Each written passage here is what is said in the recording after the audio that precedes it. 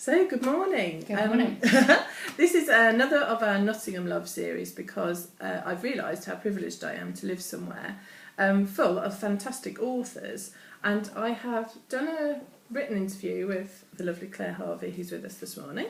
And I've also met you at one of your book signings. Yeah. Because I rather love The Night Rate, which is at the bottom of the pile here.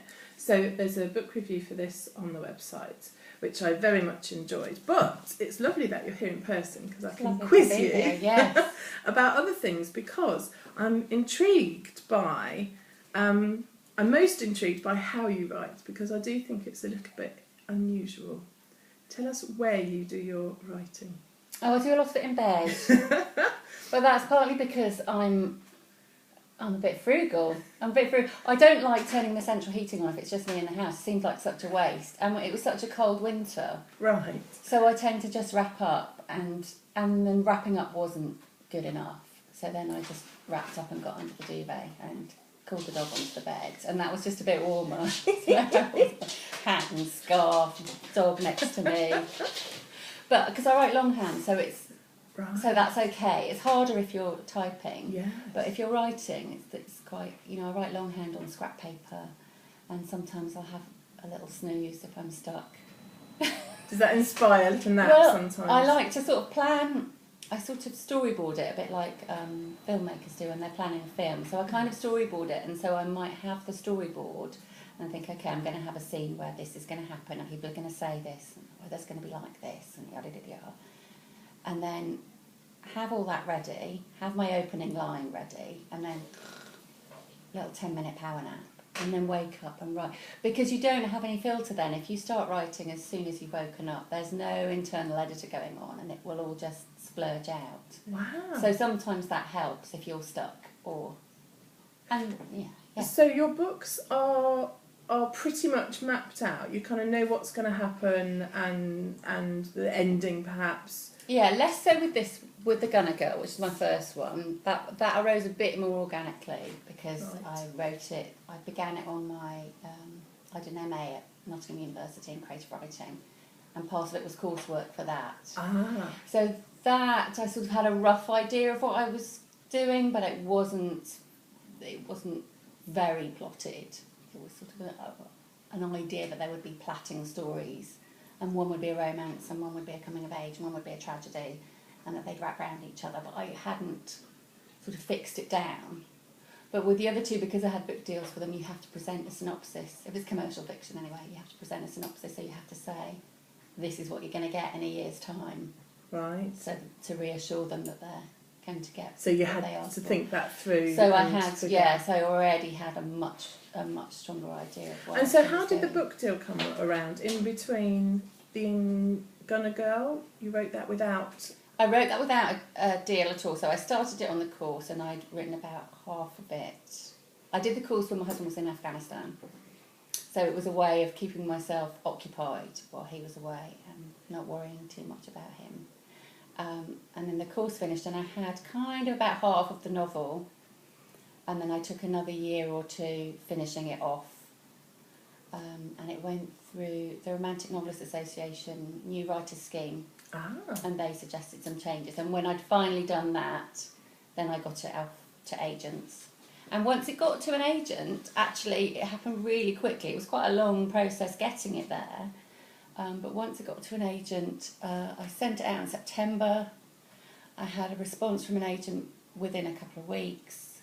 I'd signed with an agent by the end of October, and I had a book deal by the end of November. Wow. So once it happened really quickly. But obviously I've been writing forever. I've been writing for years and years and years. This is the fourth full-length book I've written, but it's just the first one that got published. Your first one, yeah. And it's hard, isn't it? Because sometimes people assume this is an overnight success, and actually for you this has been years and years of. Yeah, I started writing when I was on maternity leave with my son, and he's 16 now. I was just taking his GCSEs, and I didn't get published until he was, I think, 14. So that just shows what a long apprenticeship it is. I mean, obviously in between that, I was having kids and moving house and working, and so I wasn't always writing. But even so, it took 4 books to actually get good enough to get published. And do you think you're still learning, if you know what I mean? Oh, Is yeah. every book a new... Yeah. So the one I've just been working on that's just gone to copy edits now, it's published later this year, I decided to do 2 timeline. Ooh. And I'd not done that before. And I'm a bit of a big hand, small map sort of person. So I thought, oh, we can do this and we can do this, it'll be marvellous. And then when it actually gets down to the nitty gritty, I think, oh, goodness, how am I actually going to do it? And I got myself into, it sort of worked, but didn't quite work when I first finished it. So I've done lots and lots of rewrites. Right. I've done 3 rewrites of it, and now it's finally, my editor's finally happy and it's gone off. So that was definitely a learning process. Would you do 2 timelines again, or has it put you off? They won't let me do it next time. Oh my goodness. But your books are incredibly, I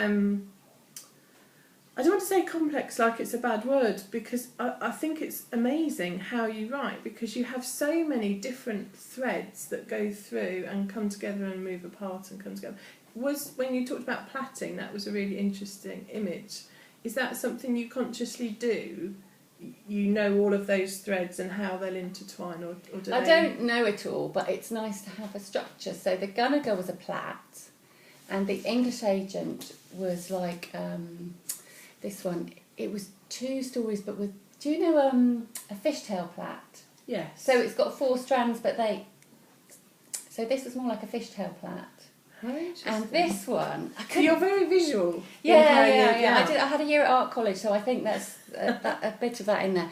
And then this one, the Night Raid, I couldn't work it. I was really stuck. There was a point where I was really stuck with the plot and the structure of it, and I sort of knew what I wanted, but I didn't quite have it. And I went to visit a friend of mine, and I was trying to explain about these strands that were all bound up and then came apart. And he said, "Oh, it's a dolly knot." Oh. And once I had that, somehow everything fell into place. And a dolly knot, it's also called a trucker's hitch. I googled it after he said it and looked up. Ooh. And it's a knot that they use to hold things that are being like on gantries and stuff and cranes. And so it holds it really fast, but then if you pull the right bit, it all comes undone so that you can unload your... And so the Night Raid was a dolly knot. And that's actually rather good, because the Night Raid, there are gantries and... Yeah. So and then the one I've just finished writing, The Escape, is, do you know what amoeba strip is? I'm afraid I'm not up on my... It's sort of like an infinity sign where there's a strip, but it's twisted in the middle and joined up. Yes. So that one story kind of almost becomes the other, and there's no beginning and no end. So that was the structure I had in my head for... Interesting.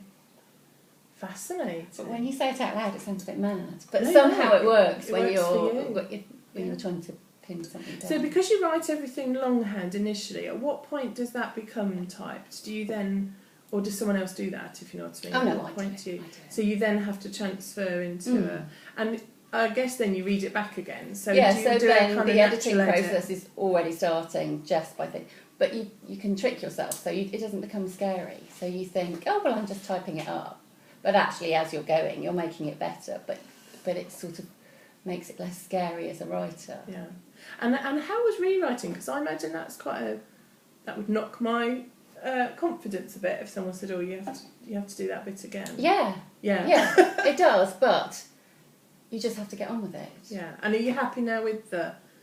I'm really happy with it, and I think she was right to make me redo it, and I think it is a better book for it. I think initially my agent saw the first draft, and she said that was good, but I think they want to try and make me as good as I possibly can be. So it was worth doing the rewrites, and it's just it's good to go through the process, and you're always going to learn stuff, and the next time that happens I won't have as much of a minor crisis about it. I did have a bit of a crisis. Oh no, It's this so is awful. personal, isn't it? Because it's your work. I was devastated. And then people say to me, yeah, but authors do rewrites all the time. I was just lucky with the Night Raid. I didn't have to do any rewrites at all. And so I thought, oh, I've cracked this writing business. And I'm really good at it. And then I wrote another book and had to do loads and loads. So it's probably good for my ego to realise that I'm not all take that. And good, because it's lots of writing practice. But my agent did take me out to lunch last week as a sort of kind of therapy, really, to say, don't worry. An acknowledgement. Don't worry. Yeah. It was all right. And here, have a glass of wine. There's lots of wine in writing, I've noted. So do you already have the next thing in mind, or do you like to have a break when you've finished such a big project, or how do your creative juices flow? I'm always thinking of things that might work, but I'm not very good at knowing what will work. So I have things that I think are just wonderful ideas, and I send them off to my agent, and she says, oh no. No. Oh no. That's like, dear, someone's already done that, or that's too complicated, yes. or no one will want to read about that. And she's quite, she tells it like it is, and she'll dismiss it in a phrase. Go, oh goodness, no. Oh no, he's I can feel the pain. But she's right. She's always right. So last week or the week before last, I sent her off 3 synopses all of which I thought were wonderful, and I'd worked really hard. And she said, "Oh no, they're not right. None of them. None of them." So this week I've got 2 more ideas that I'm working on this week, both of which I think will be marvellous. But I'm not sure. So far they have. And I think I'm up with The Escape. There's a Second World War era to them. Do you see yourself staying in there, if you know what I mean? Is that a time zone you've come to really enjoy? Yeah. Or do you see yourself branching out? I don't deliberately. It was something I fell into because I found out my mother-in-law was a soldier in World War II. So before that I'd been writing contemporary stuff, and it wasn't. Yeah, so I just fell into it, but it seems to work. So I think I'm going to stick around. I haven't explored all of World War II yet, so I've done the tail end and I've done the middle, but I haven't done the beginning bit. Mm-hmm. So I think I might do some stuff at the beginning. Right. And I might do some stuff at the very end, but in this country, because The Escape is the very end of World War II, but in Germany. Yes, and I'm dying to read it because I remember, if you're of an age to remember the wall coming down and, this kind of shifting changes, I think it'll be really interesting the wall going up and the wall coming down. It's really fascinating. It's really interesting to do the research, and sometimes it's hard to stop doing the research and start writing the book, because you can... And there are some really, really interesting books about East Germany, and none of which now I'm thinking of The Escape, and it's not that any of them have directly entered into the novel, but it's kind of nice to have the context and have it in the background. And we've been to Berlin because we have friends that live there, and it's a fascinating physical place as well. Did you go, and do you like to research? Oh yeah, in body. Yeah. Optical research, darling. Oh, I see. I like that word. It's I think Antonia Fraser made it up. The historian. Yes, she's biographer, isn't she? Yes. So she calls it optical, which just sounds much better than wandering around a bit. Yes, true. So that's what I say. Oh yes, it's optical research. So you went to... So we went to Berlin. We went to Poland because the bit of Germany I was writing about in 1945 is now part of Poland. So we went to Poland last February, my husband and I, to find this particular village that I wanted to see. And it really does help then later when you're writing the scenes. You can run through things in your mind. You can know roughly how many steps it would take from the church to the barracks, or whatever, or what sort of trees there are, or I think you just get a bit more texture if you've been there. And I think that richness is really important, because you'll always have someone read the book who's been there or seen it, and I think if you take too much of a liberty with the reality, people get very upset. People email you and say, well, yes. I think I find there weren't any silver birch in so-and-so. They were mostly oaks. Sorry. How do you walk that line between... I mean, they're novels, aren't they? They're completely made up. Yeah, that's my get out of jail free card. Yes, it is fiction. Because in The Night Raid, which I think is quite interesting, one of the main characters is a real person from history that you've drawn out. And so again, how did you kind of walk that line between her real life that we have sort of records of, I suppose, and what you wanted her to do in your fiction. I invented a slice of her life that didn't happen. Right. So the bit that's written about is fiction. And I think the line I'm taking is that it didn't happen, but it could have done. Lovely. Yeah. So it's not beyond imagining that she would have come to... But it's not biography, so I wouldn't, actually, Dame Laura Knight doesn't have any direct descendants because she didn't have any children. But if she did have, I wouldn't want them to get upset or annoyed. But if they were to say, but my mum didn't do that, that's not, then it is made up, Yeah.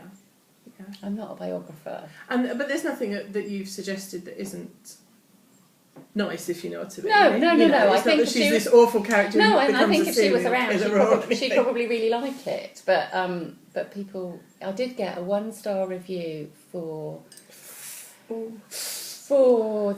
where is it? This one, The English Agent, because again, it's a bit like The Night Raid, and one of the characters in it was a real life agent handler called Vera Atkins, and I thought I'd done my research really well, so I read a really, really good biography of her, and I listened to archive audio of her from the Imperial Museum, and I trawled the internet to find, snippets of what times when she'd been interviewed and stuff, to look at her and other people's accounts of what she was like, and I thought I'd done a good job of, although it was fiction, of capturing the essence of this woman who was she was a woman of a certain age. But she obviously had a little bit of a past. She was sort of glamorous but ferociously intelligent at the same time, and didn't suffer fools gladly. And I thought I had captured all of that, and that I hadn't done her a disservice in my depiction of her fictional counterpart. But I got 1-star reviews from somebody who'd known her and said, "You do a great disservice to a wonderful lady." Oh, how sad. Which is a shame. But then I think everybody will have a different opinion of somebody. Yes. There are going to be people who think I'm a silly old bag, and some people who think I'm really nice. So even if you're as truthful as you possibly can be, there's going to be some, It's perception as well, isn't it? Yeah. So has that put you off including kind of real people, or no? I think it's unfortunate, and I'm sorry that woman was upset, but I tried, and again, so having known that, when I came to write The Night Raid, I not only read biographies, there were 2 biographies of Laura Knight, one that was in print, one was out of print, but she also had 2 autobiographies that were out of print, and I had to bid for them on eBay, and they cost a lot of money because they're out of print.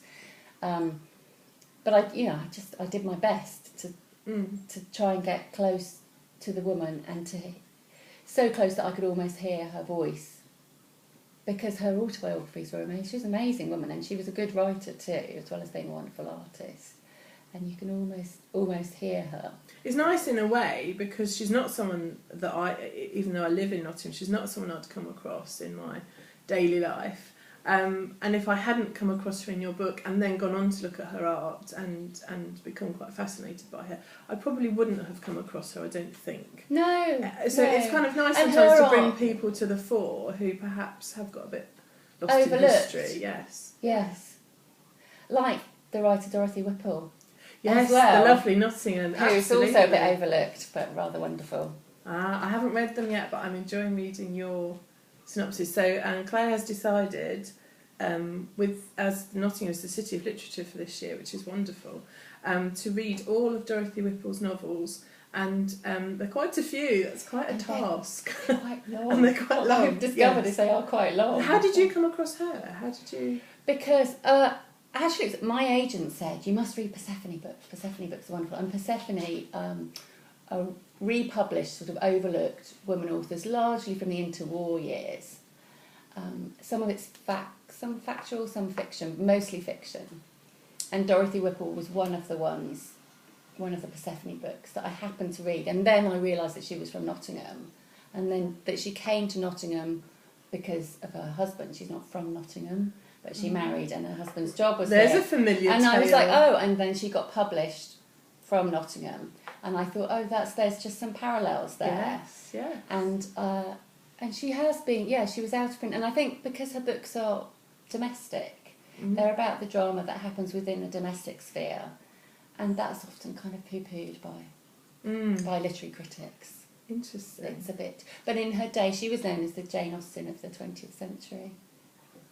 Because it was a domestic sphere, and a lot of it was to do with class as well. And So you're enjoying them? I'm really enjoying them, yeah. And there are occasionally there are certain things that grate for a modern reader. For a sort of, I guess, post-feminist reader, there are certain... She does occasionally use the sort of scheming harpy who throws herself at a decent man, which I wouldn't put up with in fiction now. Ordinarily, yes. Because it's a bit two-dimensional. Yes. But yes, but other than that, I'm really enjoying them. Oh, good. And that I had another question then that's completely evaded me again. Oh, yes, that's what I was going to say. The other thing about the Night Raid that I thought was quite unusual, although I've just read another book where someone's done something similar and it annoyed me as well, is you do kill off someone who, up until that point, is really central to what's going on. And I think that's quite... And the book I've just read, again, a really central character, someone I had found a bond with, gets killed. And I still find that quite a brave thing for an author to do, particularly if you know that character will be liked and, is sort of being set up in a way for a bit of a heroine-hero role in the story. And then to kill them, I think that's quite a brave thing. Does it feel a difficult thing to do, or were you quite glad to get rid of her? Oh no, I loved her actually. No, but I did it first of all in the... Oh, bit of a spoiler. If anyone's thinking of reading The Gunner Girl, I've done it before in another book. In fact, did I do it in the... Is this a theme? People do sometimes say to me, "Oh, don't make people die in this one. You're safe in The Escape." I did it in another book, and it was because years ago I met someone who wrote scripts for Bollywood, and he said one of the things they do in Bollywood films is they set up a character who you really engage with, you feel sorry for them. There has to be an element of sort of feeling sympathy with this character. So you feel sorry for someone and then they kill them off, because that's going to really wrench the emotion out of your viewer in this case. And I thought, I'd quite like to give that a go and see if it works, because you just want to try stuff and see if they work. So I tried it in another novel, and then I did it again in The Night Raid. So yes, she was always going to die. Sorry about that. No, I think it's really challenging actually. And People get upset with me though. Yeah. People have come up to me and said, "Why did you kill so and so off?" I think there's a moment of... I mean, I tweeted the author of this other book. I was so cross. I said, "How could you?" But I've had that from people. But in another sense, I actually think it's quite challenging, because I think a lot of romance books would shy away from that. And I think although your books have romantic elements to them, they're not romances in that way. And I quite like that the characters didn't all have a happy ending, because that's more real, life, isn't it? That's real life. And there wasn't, not everyone goes skipping off into the sunset sort of thing. And I think killing off a couple of characters gives a book a bit of an edge, I think, that I quite liked. Once I calmed down. Sorry. Once I moved on to the next chapter and let it be. People come up to me, "Why did you kill?" She was always going to die. You always knew she...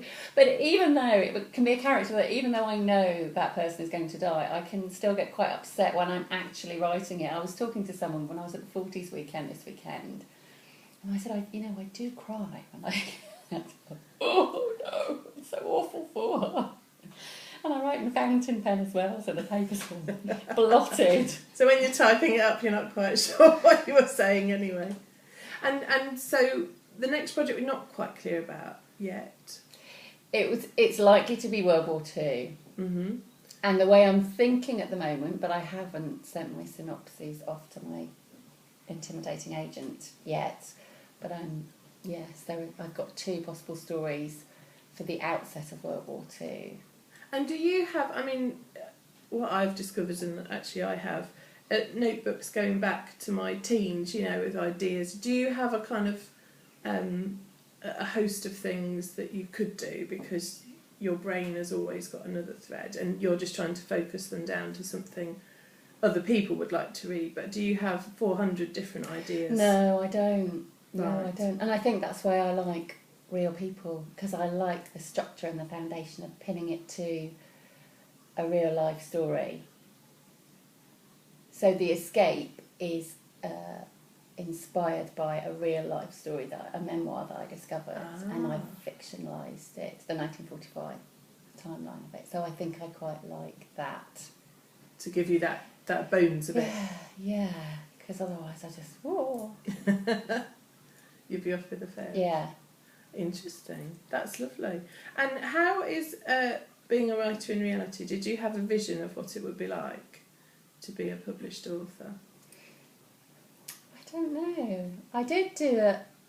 There's a yoga practice called Yoga Nidra, which is a bit like neuro-linguistic programming, where you get yourself into a kind of trance-like state and then you imagine what you want, you visualise it to sort of make it happen. And I did that a couple of times, and I imagined myself signing books in Waterstones, and then that happened. So that was good.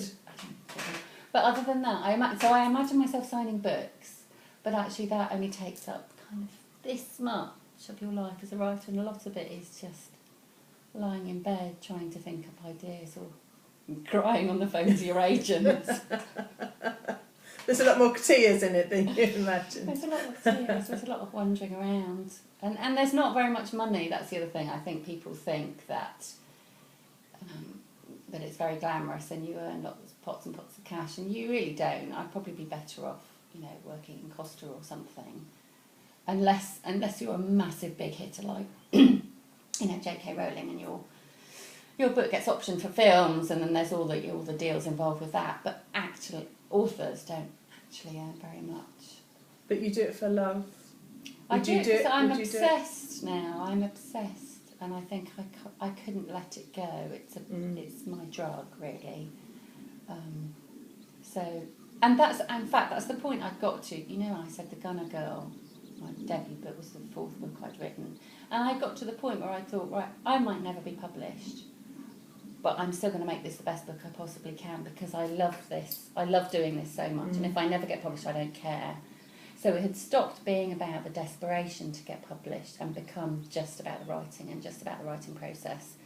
And actually, once I let go of that desire to get published, that was when it happened, which was really interesting. And so now I know, even if I don't get another book deal, I'll get a job somewhere, but I'll still be writing.